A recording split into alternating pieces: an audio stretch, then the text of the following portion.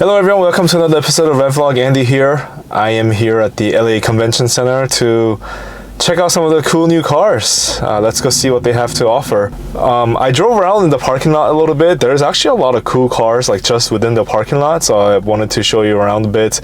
I'm here quite early, so not a lot of cars are here yet. So maybe on the way out I can catch some of the cool modified personalized cars. But yeah, let's go to the show and see what other cool new offerings there are. So I just walked out through that door and walking into the show, and they have definitely improved the process of checking in. It used to be quite cumbersome. I used to have to walk out the door and wait in line and do all this. Much better now. Very happy.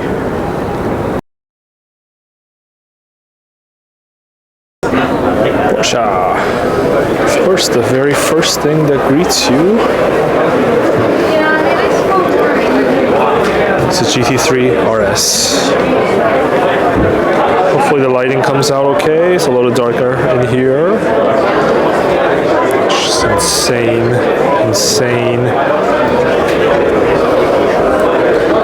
Those ducts, you know it's going to deflect the air to let the heat out. Functional parts on this car. I'm going to walk on over to the other side actually.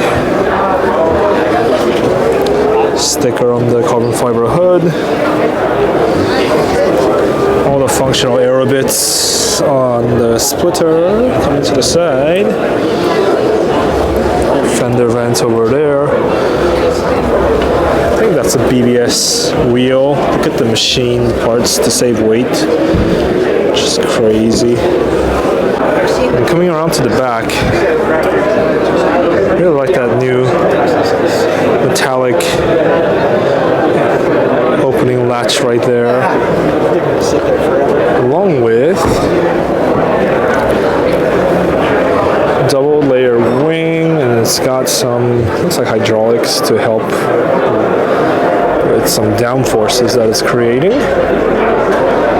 Just love seeing all these mechanical parts. Very cool. What a car.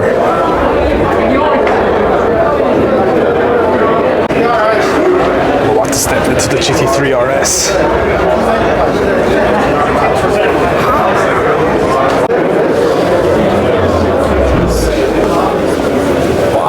Nice dry carbon fiber handle,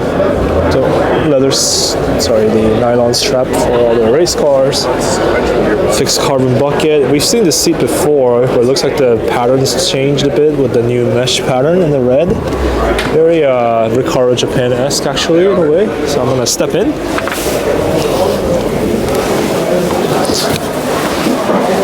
All right.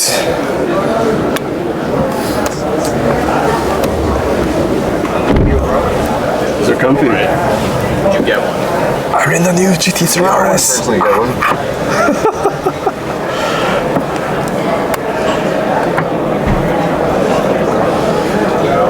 I had no idea that they added these buttons.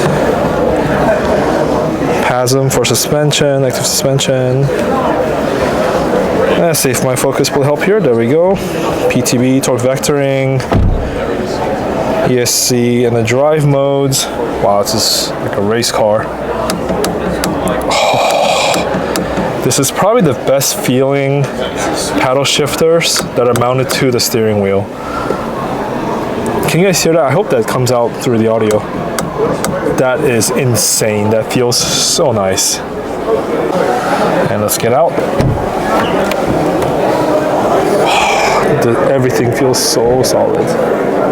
So you were greeted with the GT3 RS in the front. Check it out.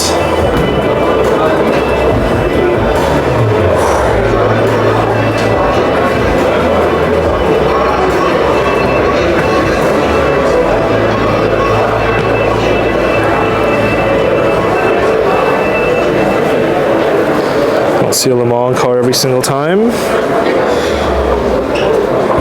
Wow. GR section.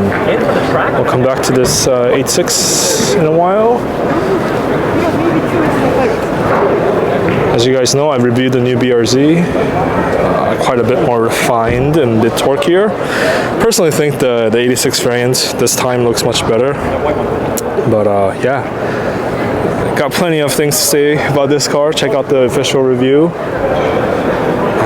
Maybe thinking this is the manual Supra. Let's see. Is it? Oh, it is. It's the manual. It's the manual. Let's go inside. I'm dying to feel. Oh my god, how is it gonna feel? Is it gonna be like the BMW rubbery shifter? Let's see. Alright. Oh, nice step in.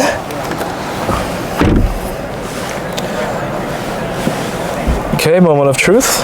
First thing first. Clutch feel. Sorry, it's a little dark. Bear with me.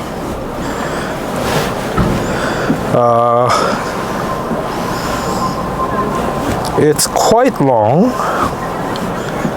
And obviously the car's not turned on, so I wouldn't know where it would grab. But the clutch itself is quite long. Oh.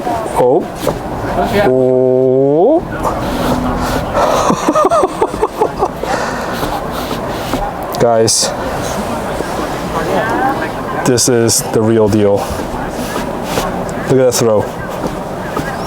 And when it's in gear, look at that tightness.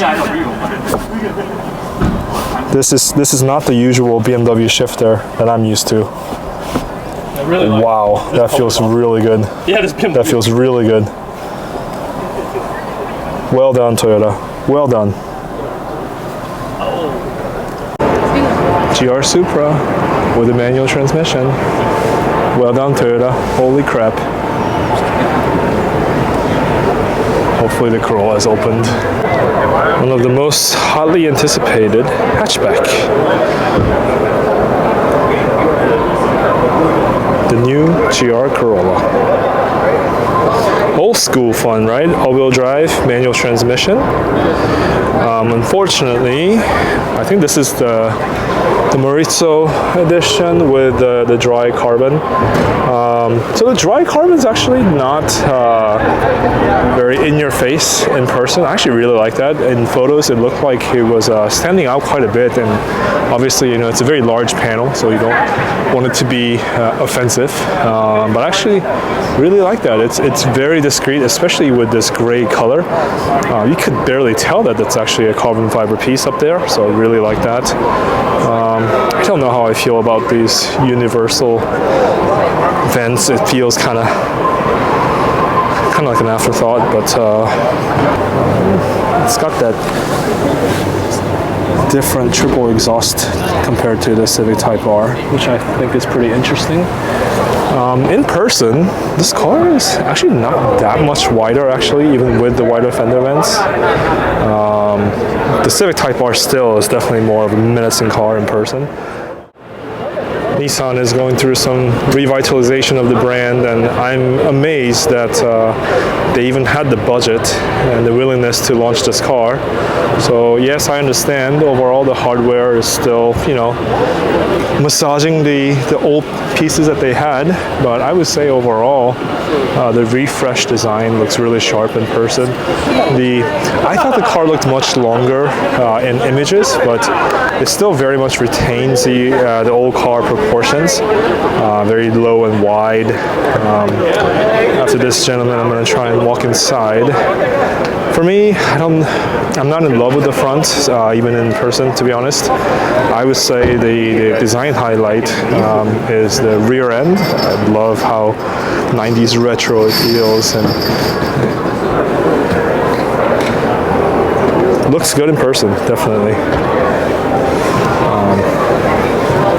That door handle, I know it's such a small detail, but where that fender terminates and meets that crease, I love how that they follow that contour with the door handle. And let's see, now the car's opened. We'll open the door handle. We are now going to walk in to the new Z. The seats look pretty much exactly the same as the old one, except now crazy blue color. Stepping in.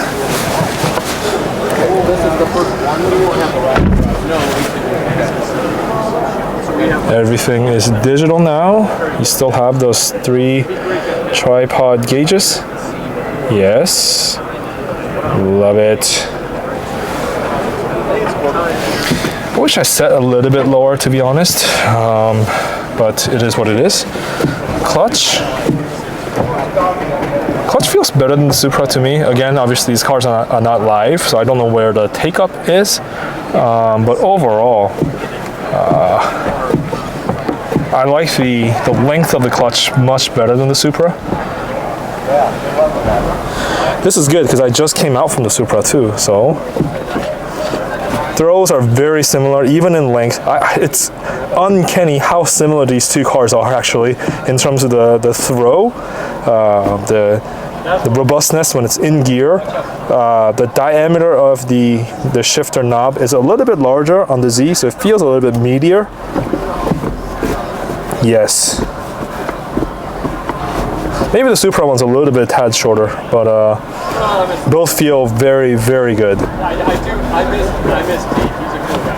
He's definitely searching for. So I just came out of the new Z. We were just over at the Toyota booth, the GR booth. And look how close the new Civic Type R is. Sorry, there's a lot of people around it at the moment. I took a look at this car earlier today, and there's something that I wanted to point out immediately, besides the much cleaner and mature design overall. Look at the tire valve stem. How convenient is that at the racetrack? That is just awesome. And because the wheel is a satin black and the valve stem is a much different finish, it is exactly easily very identifiable at the track to change your PSIs. So, that's one of those small touches that if you've been racing for a very long time, it just makes sense. But a lot of the brands that don't actually race and market as a racing car, you don't get anything like that. So I love small details like that. Yeah, I would say overall the new car looks much more refined. I guess the only in the super hardcore version you get the wing with the crazy shark fins, because this gloss black wing underneath you don't have those crazy fins. So yeah, it's probably only on the super hardcore version. Looks like the air actually, it's more of a ram air effect going in from the grille, and then it probably travels up and over when this is pressed against the underneath the hood, and it creates a seal. So pretty much the ram air effect intake from factory. It's pretty cool. Let's walk inside since the car is opened. I must admit, I actually really like the new all red seat versus the combination of the red and the black. This looks much more classier. And I like that it's more of a deep red, so it's not so much in your face. Let's walk in. It's a similar step in with my Veloster N with very heavy bolsters on the side. Go ahead and close the door. Red lighting. Red seatbelts. And again, this is good that I'm sitting back and forth between the 86, the new Niisan Z, and the Supra Manual, because I get to feel the clutch on the Civic, and very similar to the Z, surprisingly. I would have expected something else from Honda, but quite a bit longer than I had anticipated. Here's the shifter. This is where Honda kills the competition. It just feels so precise. I had an S2000. Obviously, I'm a little bit biased, but even when it's cable operated versus the S2000 where it's directly mounted onto the transmission. What is it with Hondas and the perfect precise movement? It's the perfect amount of throw. When it's in gear, it feels nice and solid, and in between is so nice and smooth.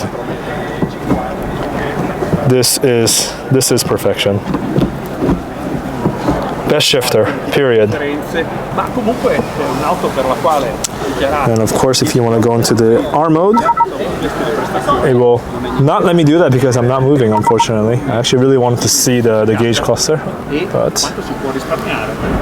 And look at this. Again, real race car, right? There's no fake laptop. Sorry, there's no fake lap time BS. It's data logging. It's data logging, people.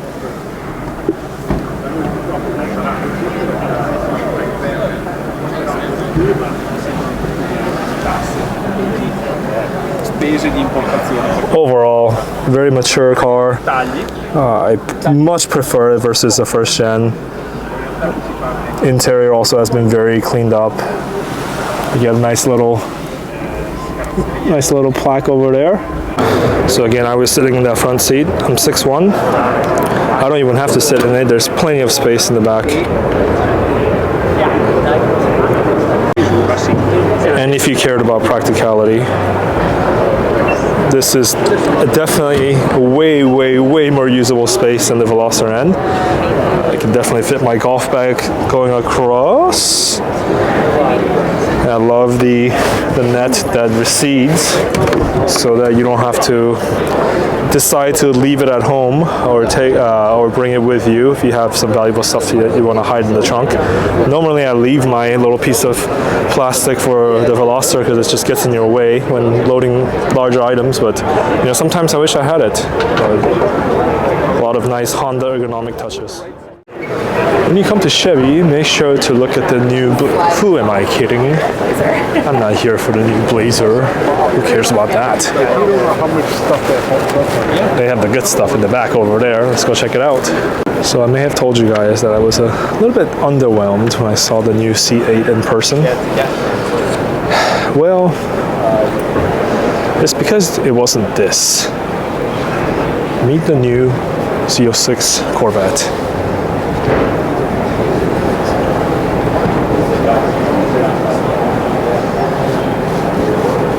Now that is definitely not underwhelming.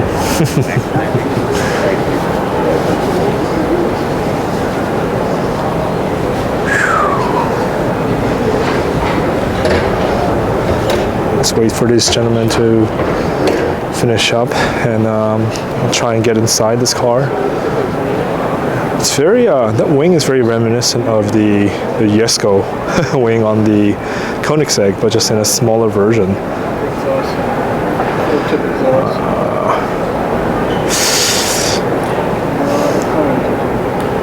Flat crane V8 like the Ferraris. I'm sure it doesn't sound like a Ferrari. I'm sure it has its own American tone, which is well appreciated. It still doesn't have, like, for example, the C7s and the C6s from the regular Corvette to the Z06. There's a huge bump in the width from the over fenders. So here's the Z06. Let's walk on over to the regular. Do you see any difference? Again, regular. And then the Z06. Maybe, just a tad bit, maybe. I still wish it had a bigger butt. Did I say that out loud? Yes. 21-inch carbon fiber rear wheels. Tire size 345/25 ZR21. Good luck finding your tires. I believe the door handle was underneath here. Yes. Here we go. Z06 Corvette.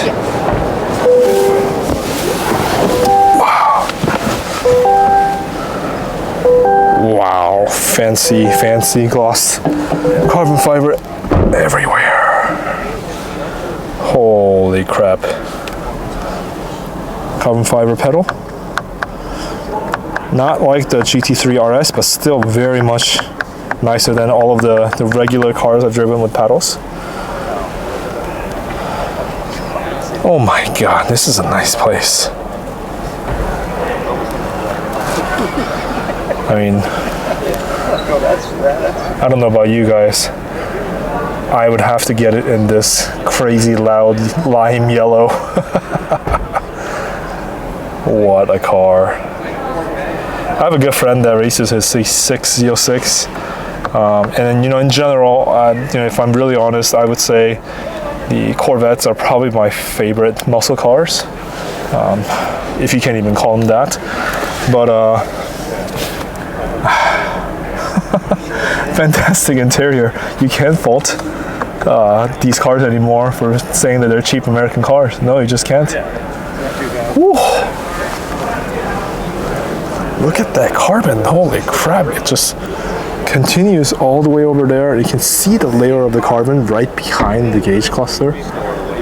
Again, that separation of material. Oh my god, this whole thing just flows. And you're just sitting nice and low. Which am I? Let's see, I'm moving my seat at the moment. Oh, this is also one of those cars that I wish I set just a tad bit lower, maybe about an inch. A race bucket would fix that, but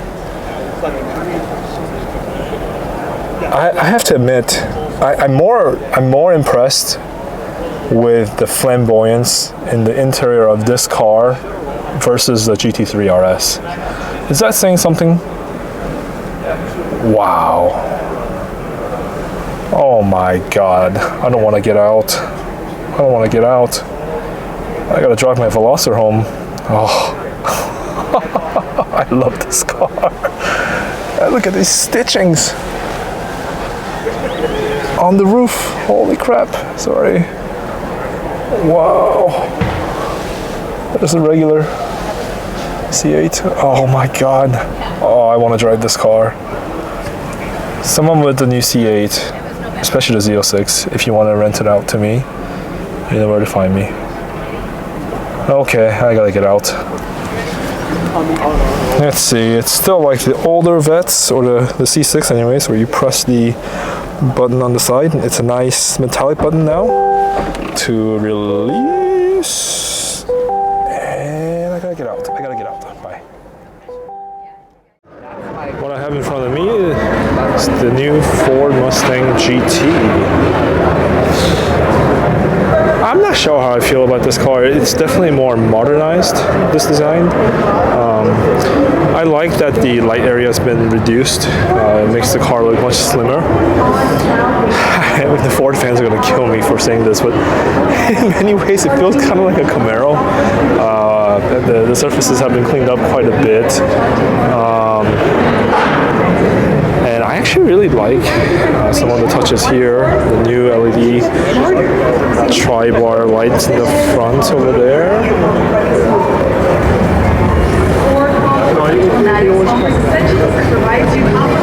Again, yeah, I mean, it seems like the grille is much larger. Yeah, overall cleaner, sharper, but maybe losing the Mustang touch just a little bit, personally, for me. What do you guys think?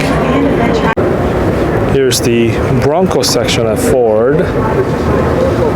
What's really cool to me is they're doing a Bronco Raptor. The width of this car with the over fenders, wow, it's impressive. Definitely that menacing fierceness. Whew. Quite a bit lifted from the regular Raptor, it seems. And stepping in, what caught my eyes is these dry carbon accessories. And I don't know if it'll show on the camera, but let's see if I can zoom. Nope, didn't like that. Each rivet nuts actually have Bronco written on them, which I thought is really interesting. You see the dry carbon accessory being carried over to the steering wheel. Also onto the shift knob as well.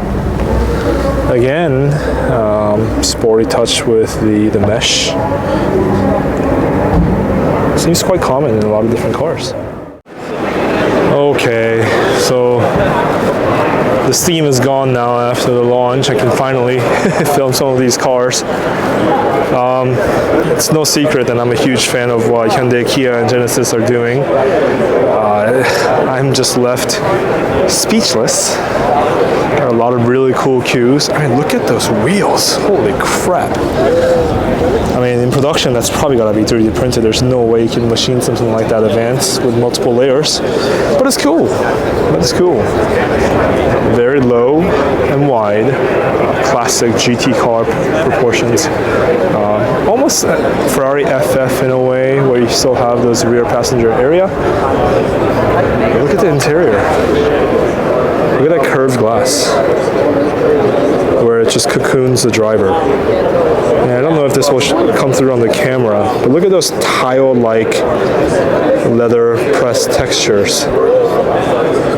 They are doing something that I haven't seen in many other brands, and they're doing so well, creating their own, unique design language and identity. I really applaud them. One thing I do wish they would stop doing is, please stop teasing us with all these cool cars and actually make them. Here's another one. Let's walk across. Genesis, please stop teasing us. Just do it. We have the same tile pattern interior in a different color.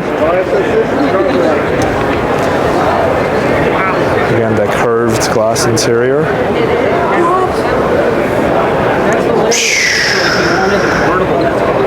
Wow. I'm speechless.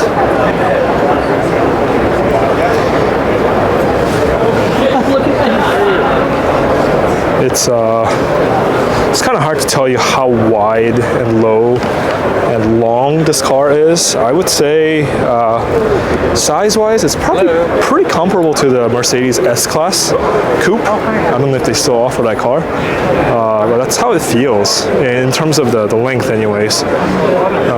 But the overall proportions, especially the convertible, just feels so flat to the ground. I mean, obviously this is a concept car, but yeah, I mean, just look at how wide this car is. It's ridiculous. I mean, I think with the gloss black A-pillars, it even almost makes the top of the car disappear. So, which is why it helps ground the car even more. But Genesis, we need a rear-wheel drive, real sports car from you. Do it. Okay, folks, ready for the highlight of the show? I'm blown away that this car is actually here. The Hyundai N74, people. How cool is this? All of the cool retro 70s. I mean, it looks like a Back to the Future time machine to me. I love the small touches that they made. This is actually the old school Hyundai logo. And they mashed it with the new pixel LED lights.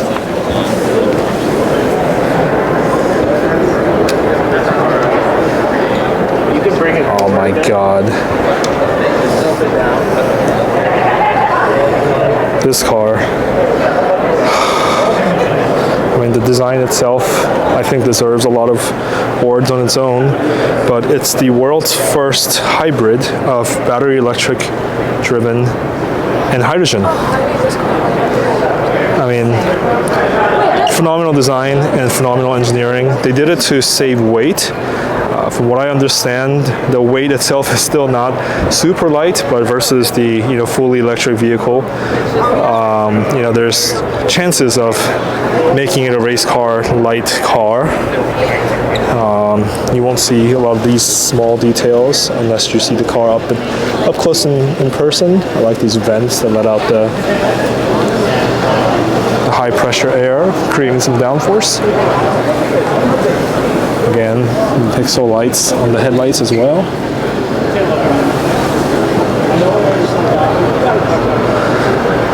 us a sticker. Excuse me.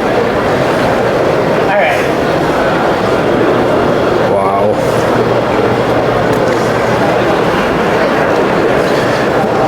I think now looking at it in person, obviously it's a concept. The wheels are probably around 22, 23 inches, my guess.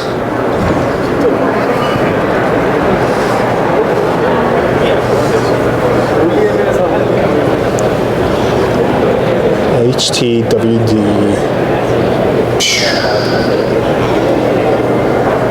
Crazy. Highlight of the show for me. Best car at the auto show. Please come check it out. The lovely WTCR car.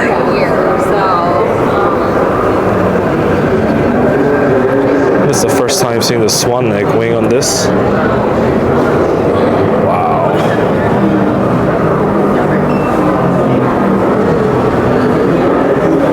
Hyundai's serious about their racing programs, winning the WRC a couple of years back to back, just now winning the Rally Japan as well. Lots of cool dry carbon bits on this race car. I actually know of someone that has those wheels. Oh man, gorgeous, gorgeous. And of course with the wide fender, it's much easier to fit those really wide wheels with good concavity. Oh, beautiful. Here's something you don't see every day. Looks like that flap is actually a 3D printed piece. What a coincidence. That's something that I'm also looking to do for my own car, so stay tuned. I guess with the electric cars, you can start now test driving them inside. This is, haven't seen this at the LA Auto Show, but makes a lot of sense. You are now looking at the fastest Korean car ever made. I believe close to 600 horsepower. The EV6 GT. Really like it in this matte silver finish. If you look close up, those seats look pretty familiar, don't they? I bet you that that's the same seat that goes in my Veloster N, just repurposed for this vehicle. Is this car gonna be open? Oh.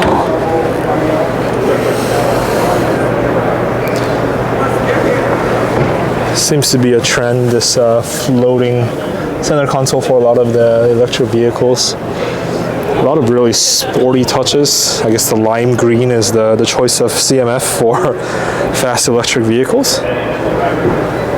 And you see the drive mode button, and then here's the magical GT button. I don't know if it does anything if you press that. The car's not really turned on. But, wow, we now live in a day and age where we have a matte finished electric Korean car that makes close to 600 horsepower. Wrap that around your head. I love this little touch here. This rear spoiler that just about. It's a cool little touch. This is probably one of my favorite EV designs right now. I like the Ioniq 5 quite a bit, but you know, I'm a sporty person, so I think Kia is a little bit sportier when it comes to their design choices. Oh man, and I believe this metallic finish is actually where the side markers or the side blinkers are hidden. And then this is quite popular for a lot of the Hyundai products because of this air winglet that forces the air really fast down towards the rear window. You actually don't need a rear wiper apparently, so you know, it cleans up the line quite a bit. I like this car a lot.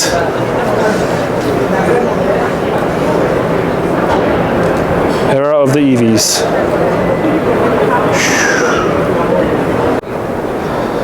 This is probably the perfect example of a car that should be EV. This car is massive in size, and that's how a Hummer should be. I shouldn't be excited about this hybrid, but I can't believe how much cleaner the new design is. There's less people around now, so I'm able to take a couple of more closer look. But take a look for yourself. I think the new car seems much more futuristic and sharp. Obviously due to aerodynamics, still kind of looks like a vacuum cleaner in a way from the side profile, but again, overall, the profile's been much cleaned up. I actually really like that they integrated the door handle on the second door in the back. This cleans up that surface quite a bit. And go to the back.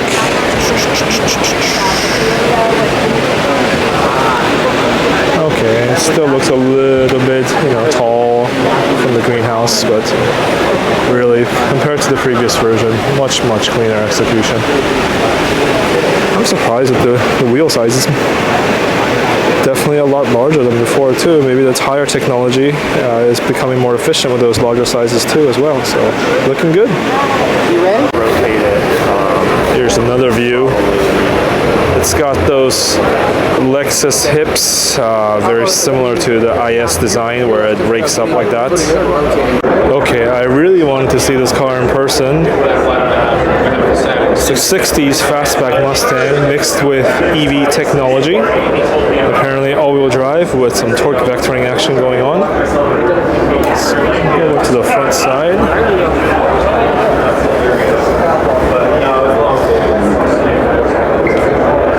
Beautiful, beautiful. Let's see how the back end looks like.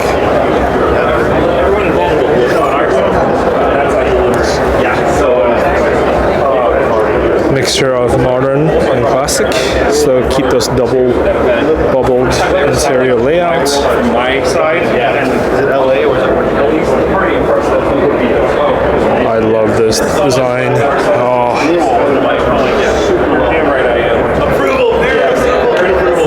Mixing American classic muscle with EV, I approve. Over by the Galpin booth where there's some customized fancy cars, don't really care about those too much. You have a Lotus Esprit in the corner. So if you wanted to see this vehicle, it's right here. Okay, seriously, forget the Galpin stuff. So from the South Hall, you make your way down. This is where all the cool cars are at. Let's go check them out. Guys, you're looking at a 69 RSR.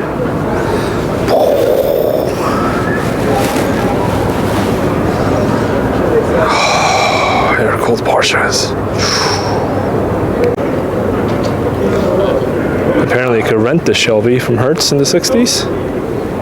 Another shot of the 911. And then the 60s fastback. Oh my god. Why don't they make the Mustangs this slim anymore? I don't understand. The older one is so much more elegant.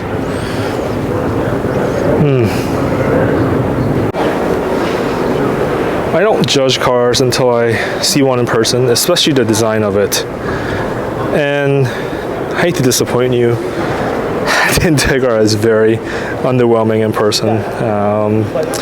If you didn't have that Integra sign on the bumper, would you recognize it as a sporty vehicle offering? I'm just not so sure.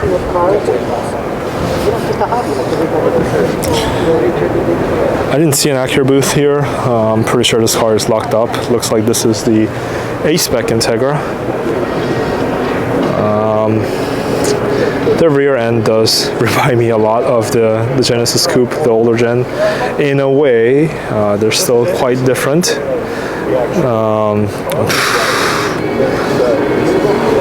What do you all think of this car? Is it blasphemy, putting the Integra name without putting in a lot of effort? Is it warming up to you? In a way, it's funny because the This paint job looks very reminiscent of the DC5 that I used to have, the darker gray. And in many ways, like, I want to like this car. I'm a huge Honda fan. In general, the Honda designs are becoming more streamlined and less crazy. And we saw in the FL5 how much more refined it is. But just, I mean, look how large this car looks compared to, I mean, I'm pretty sure that wheel size is not even that small. Let's see. It's a 235 40R 18. It's an 18-inch wheel. I mean, and I think this is where I have my issues. In my head, the Integra is a tight, compact car, whether it's a hatchback or a coupe, as we all know. I understand the hatchback, four-door hatchback decision as the business, but I don't know, this just doesn't speak to me. I don't normally care about independent brands, but I did see Supercar Blondie drive this car, and That's why I like. how do you not notice this design walking by? I mean, this is very much a definition of, hey, let the designers do everything that they want to do. Oh man, this thing is just insane. Look at the logo that's floating in front of the wheel. I mean, that logo is literally sticking out, floating. Yeah, I'm sure that'll pass the pedestrian safety standards. Just love this astronaut that's just sitting here. This thing definitely looks like a freaking spaceship. Wow. No, it's okay. Oh my god.